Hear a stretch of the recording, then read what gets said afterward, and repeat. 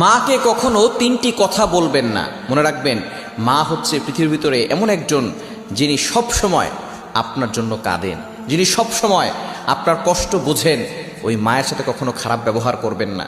মা সবচেয়ে বেশি কষ্ট সহ্য করেছেন।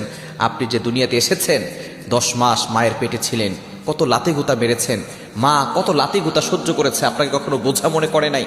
প্রসব ব্যথা যখন হয়, একটা মানুষ সর্বোচ্চ 45 ইউনিট ব্যথা সহ্য করতে পারে, কিন্তু একজন মা 57 ইউনিট ব্যথা সহ্য করে। কেন ইমাজিদের আপনি কল্পনা করতে পারছেন কতটা ব্যথা সহ্য করে, প্রসব ব্যথা সহ্য করে তারপর আপনাকে দুনিয়াতে এনেছেন।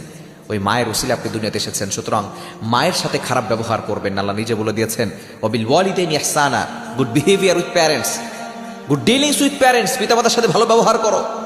মাকে কখনো তিনটি কথা বলবেন না। নাম্বার 1, 1 নাম্বার হচ্ছে, মা যদি কোনো কিছু বলে আপনি বলবেন না তুমি কিছুই জানো না। যেই মা আপনাকে